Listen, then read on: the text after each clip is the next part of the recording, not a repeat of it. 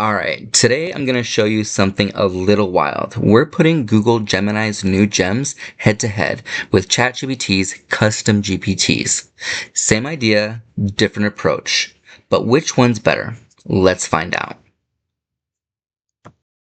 Alright, so here's Google Gemini, and I'm going to show you a gem I made.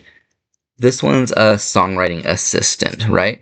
But here's the twist. Instead of stuffing all the rules inside the settings, so instead of stuffing all the rules inside the settings here in this edit, right? So you have your instructions.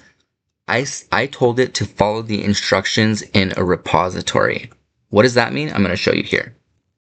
Okay, so down here we have our knowledge, right? And we can attach different files, right?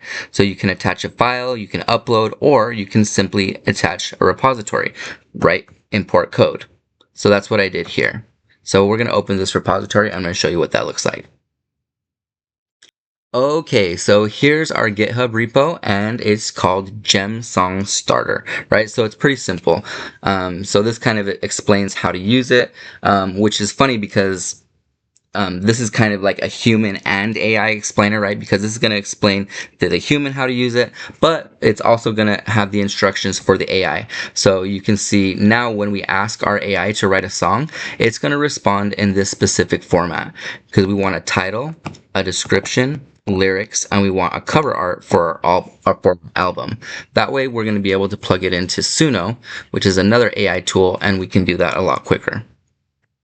Okay, so here you can see an example of one that I did earlier. So I simply said, write a hip hop song about falling in love over summer. And you can see that it followed the instructions according to the repo, right? So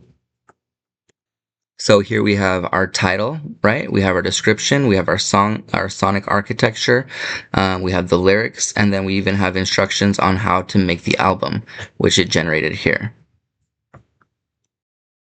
Okay, so here's an example of a similar custom GPT that I have, but with ChatGPT, right? So here's going to show you a little bit of just the differences really quick.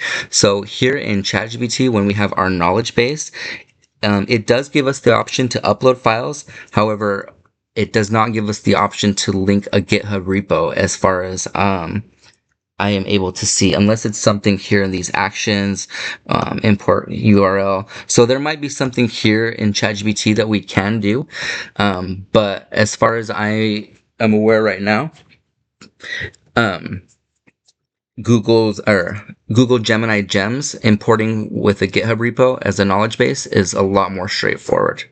But yeah, I just wanted to show you that example here.